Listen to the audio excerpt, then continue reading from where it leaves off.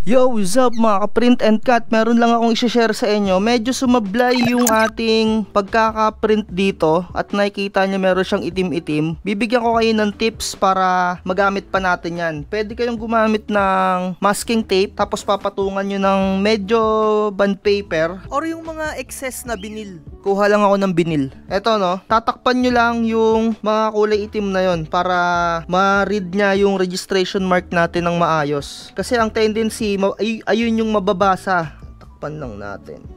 So ayan, natakpan na natin yung dito na part sa taas. Yung dinidikit ko nga pala dito ay mga excess na vinyl sticker dahil kapag masking tape medyo sumasablay. Ayan, tatakpan nyo lang ng ganyan. Pwede rin masking tape, pero kapag masking tape medyo nare-read pa niya yung kulay itim eh. So ayan, okay, enough na to. At least kompleto pa yung registration mark. Kasi kanina nag-cut tayo, medyo sumablay dahil nga na-read niya yung ayun, sablay yung cut. Kung nakikita nyo, na-read niya yung kulay itim.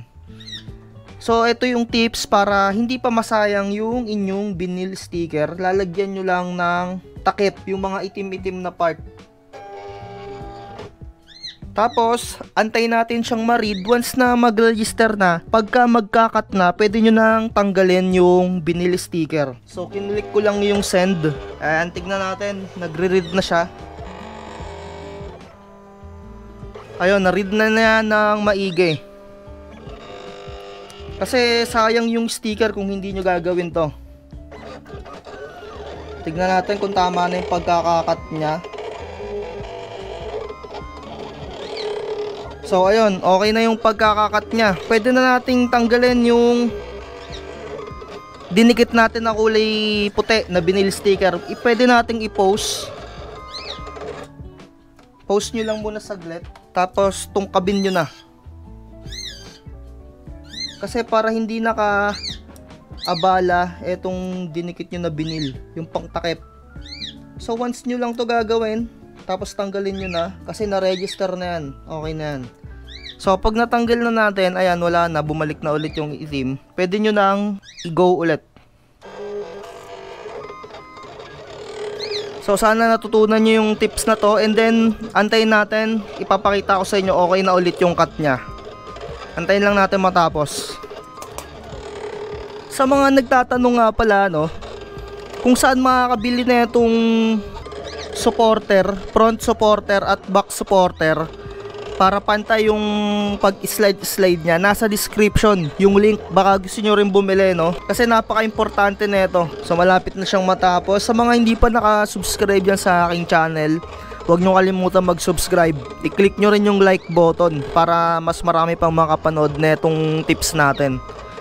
At saka sa mga nangangailangan ng resetter sa kanilang mga printer, i-PM nyo lang ako sa aking Facebook page. So malapit na makarating dun sa part na may kulay itim. Tignan natin kung maaayos niya yung pagkakakat. Pero kasi kanina hindi ko nilagyan ng vinyl sticker para lang ma-sample ko sa inyo. Nasasablay kapag hindi nyo nilagyan ng harang tong mga itim-itim na yan. Ayan kasi yung mariread ng sensor. So ayun, natapos na. Wait lang, ipapakita ko sa inyo. Patayin lang natin tong cameo natin dahil tapos na tayo mag-cut. Pakita ko lang. Tanggalin lang natin.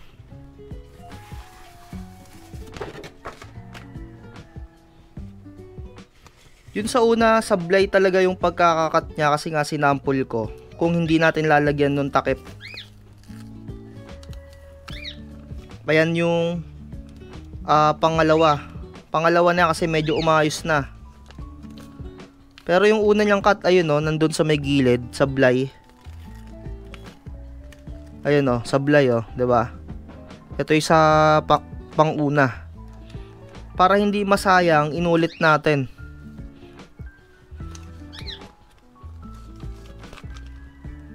Ayun o, medyo nahabol. Nahabol pa yung ano, ito yung sablay o.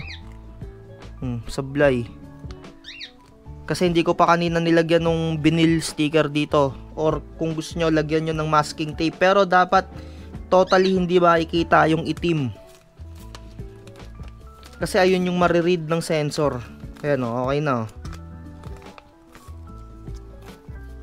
Ayan, goods na goods.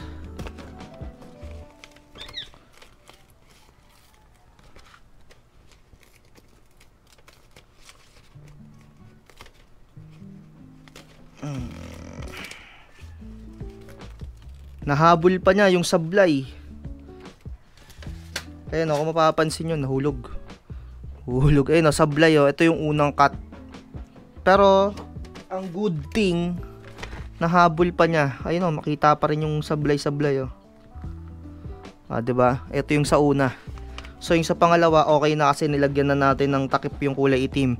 So, kapag na-encounter nyo yung kulay itim na ganon sa pag-print ninyo, ganun lang yung technique para hindi pa masayang yung inyong vinyl sticker. Lalagyan nyo lang ng residue ng vinyl na kulay puti, tatakip nyo lang para mariread lang registration mark. So ayun lang, like, share, and subscribe. Bye bye.